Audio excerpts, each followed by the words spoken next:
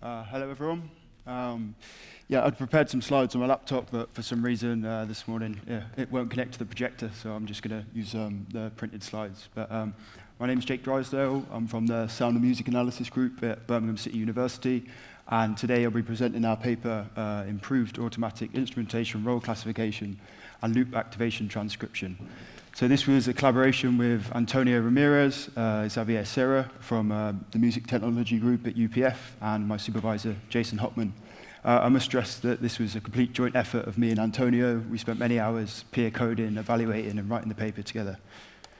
So just a quick overview. I'll just jump straight into the motivation, give the methodology, evaluation, etc.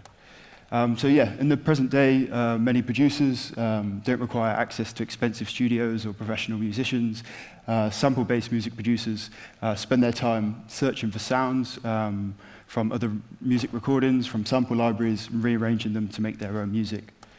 So we often use sites like Splice, Freesound. They provide lots of nice information to help navigate these large collections like tempo, key, and the role that the loop plays in music. For example, it could be chords, melody, drums, and so on. We can also create the loops ourselves. For example, here I've just sequenced a drum loop with some individual hits.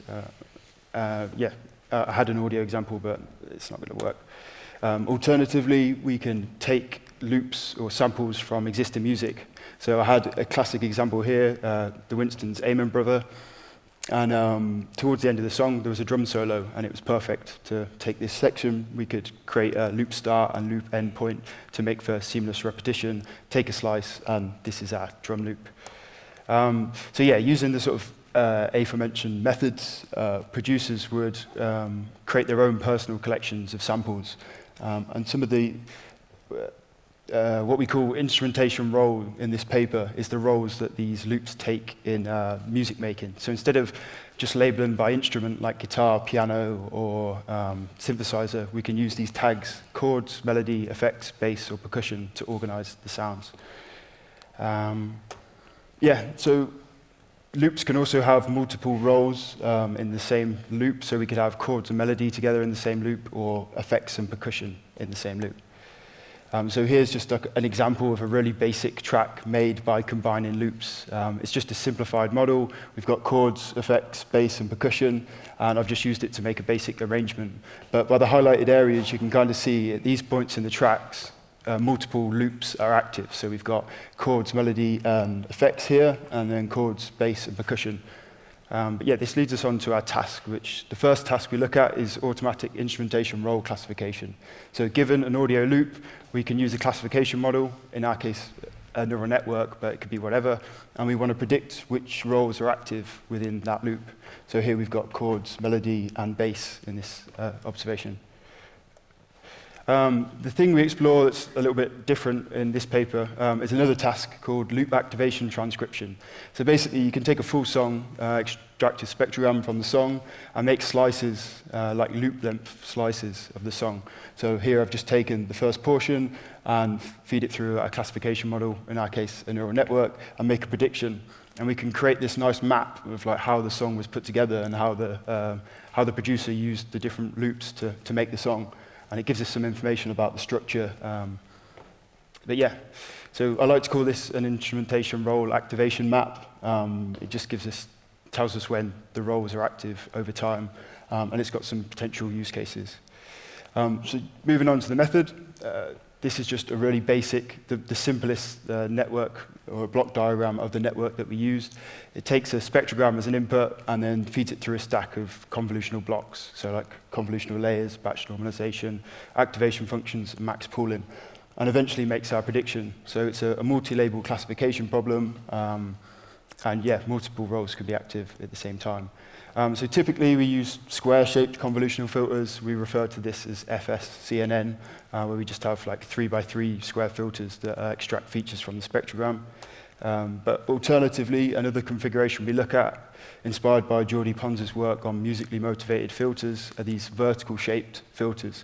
So they're n by n in shape. We use different shaped filters, and they can extract different spectral shapes from the spectrogram, which is useful for like differentiating between like drums or bass or chords or whatever. So this is our DAFx20in front-end configuration.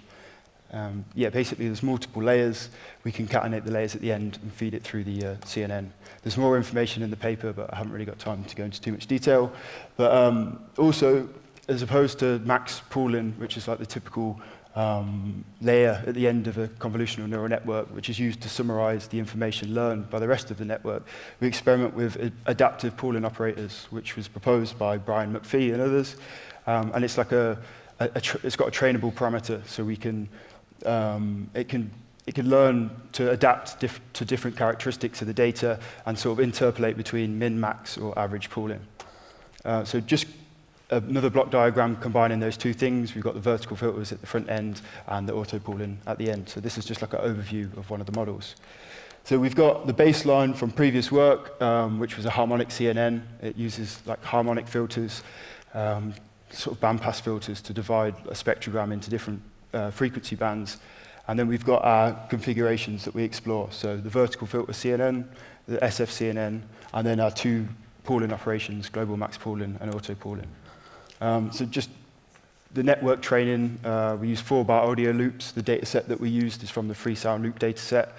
It's got annotations such as the roll, tempo, etc. They're resampled to 16K, time stretched to 120 BPM, so everything's the same. We have mouse spectrograms as the input, Adam optimizer. Because we've got these binary labels, we can use binary cross-entropy as the loss function. And we have the standard train test validation split, and we have early stopping that if the accuracy doesn't improve after 15 epochs, we can finish training. So for the evaluation, we evaluate 2 tasks. So automatic instrumentation role classification, the performance for that, and then also the performance for loop activation transcription. So the data set that we use for training and evaluation is the free sound loop data set. It's just a big data set of loops with annotations that are useful, like the roll, tempo, meter, and the key. This just shows the count for each different roll as they appear in the data set, and a little description of what chords, melody effects might contain. As you can see, there's like an imbalance. There's loads more percussion than everything else. And there's a lot more single instance loops, so loops where it's just drums or just bass. There wasn't many examples where there's multiple things together, like effects and percussion as one loop. So we come up with a data augmentation method, kind of based on some things that producers might do when combining their loops, to fix this class imbalance and generate more examples of multiple roles. There's more information, again, in the paper, but we have this like pipeline where we combine all the single classes to make every possible combination of the multiple roles, so like bass, drums, effects together, or chords, melody, and effects. And just to make sure that the network doesn't keep seeing the same instances of single loops, we apply some augmentation with standard audio effects like distortion, saturation, reverb. And when matching the loops together, we make sure that they're the same pitch, so we either pitch correct them, change the tempo so that they're all 120, and they all end up as 4-bar loops. For automatic instrumentation role classification, we assess each configuration with and without the data augmentation. These are the metrics that we use, ROC-AUC and PR-AUC. They're used in previous work and plenty of other multi-label audio classification problems. The other task is loop activation transcription, so we evaluate the prediction accuracy against the ground truth. And the ground truth is like binary labels, 0s and 1s, so we need to we need to binarize our predictions. Our predictions are a number between 0 and 1, so we identify the best threshold for binarizing each role using a repeated k-fold cross-validation and a grid search. We compare the accuracy of all the models and then compare against the previous baseline to loop activation transcription. The data set we used was compiled by Jordan Smith, and it's like simplified loop-based composition, so just really basic tracks made with bass, drums, effects, and melody. And we create these templates using the 4-bar loops. And we have 21 compositions of 7 genres, and the templates used to arrange the loops these 3 layouts composed, which is like where the loops are introduced iteratively as they would in like a piece of electronic music, starting sparse and slowly introducing other elements. And then factorial just means that we exhaust every possible combination of the loops. And the shuffled is just like a shuffled version of that. So these were the results. There's a fair bit of information there, so breeze over it. For this automatic instrumentation role classification task, the augmentation actually didn't help. We can see that the pure data set seems to perform better. The best performing model was using square filters. They tend to generalize better to the different types of roles, and the auto-pooling seemed to work pretty well here too. One reason the pure data set or the unaugmented data set might perform better is because instances there where we have multiple roles, like bass and drums together, have actually been prepared by a producer rather than our sort of automatic method. But for the loop activation transcription task, we find that the augmentation does actually help. And the best performing model, again, was the square filter with auto-pooling. You can see that the accuracy of drums is pretty good, which leads on to a potential use case in a minute. But yeah, I'll just jump ahead. So this was the results comparing against the previous model, the previous approaches. The previous approaches were based on non-negative matrix factorization. We've got NMF deconvolution and non-negative tensor factorization. And they're in red, and ours are in green. So ours performed better on the composed layout, and the NTF model performed better on the factorial. But the thing is, with the NMF-based approaches, they require loops to be exact repetitions of each other. So every loop needs to be exactly the same. There can be no variations, such as resequencing or automation. Any changes will result in like multiple instances of the same role. So we'd get like 3 or 4 drums, 3 or 4 melodies. But by design, our approach sort of enforces this separation between roles. So we can apply it to real tracks or more complex compositions. I had a nice audio demo here, but it's not going to work. But basically, we've got this track, Joy Spark by Omunit, the spectrogram, and then below we've got the estimated loop structure. So like yellows, active loops, blues, deactive loops. And you kind of get an idea of the structure of the track. You can see the introduction, you can see the drums come in, bars 49 to 81. And yeah, like any automation, it's still sort of like, we'll pick it up. So yeah. Another possible application, my favorite one actually, is the idea of detecting sampleable material. So people who make sample-based music spend many hours listening to tons and tons of tracks trying to find bits that they can use in their own music. And this takes a very long time. You have to listen to the whole track, sometimes thousands, and find bits that we can use. But what we could do is take a song, feed it through our system, and produce this automatic, the instrumentation role activation map, and find points where particular roles are isolated. So in this case, we can see at this point, maybe the breakbeat was here, and we could easily extract the breakbeat from the track and find the start and end locations. So we could throw thousands and thousands of funk and soul records or any type of records and find just the breakbeats, save them in a folder. It would save producers countless hours. We could do the opposite. We could find points in tracks where there isn't any drums, it's just everything else. It would also be useful for like finding sampleable material.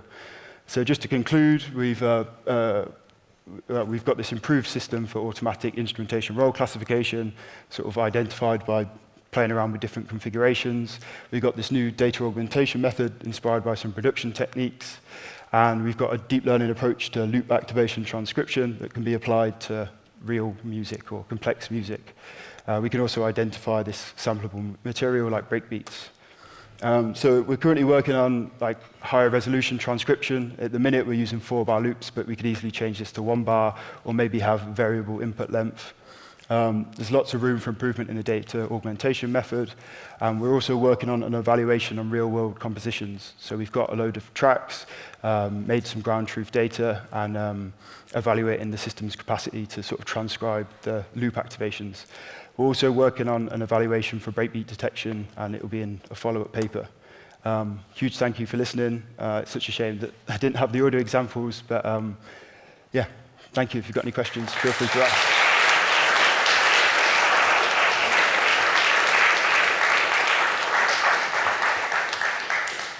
Excellent. So, any questions, anybody? I think Dan was first. That was really fun. It made me wonder if you've given any thought, or if you know of anyone who has given any thought to like sort of automatic source separation of the loops, or if those are separable. Yeah, I think it could be used to help with the automatic source separation. I haven't really explored that avenue yet, but I think that kind of transcription could be used to help in those kind of tasks, you know, and because we can see where the drums sort of come in or get a rough idea, and it might be able to benefit with that. But I haven't explored that yet, no. Interesting, thank you. Thanks.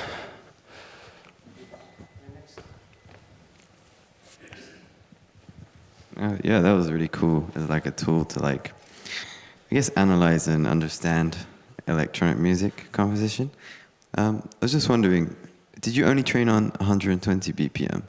Yeah, so we have the data set has mixed tempos. The average sort of tempo was 120 BPM. So anything that wasn't that, we time stretched it. So if it was 60, if it was below 60, we'd stretch it to 60, and if it was anywhere else, we'd kind of stretch it to 120. But yeah, so obviously when we're doing this time stretching, there's the algorithm that we use, I think it was Labrosa's one, isn't amazing. It doesn't sound great, but it still works. And even though we've got this kind of rough and ready augmentation method, it can still be applied to like non-electronic music, so like funk and soul tracks or pretty much anything. I guess in the same way, you could probably make it tempo invariant or by just time stretching a clip. Yeah. Like the same clip in the data set, which will have the same labels and time shifting. That kind of thing. So that's what we do when we wanted to analyze the a full recording. So someone else's track, like I had that example here. We would time stretch this track to 120 BPM, slice it up into 4-bar loops, and then feed it through our algorithm and make a prediction for each of those loops. And then we can kind of see like where or when not the loops were active over time. But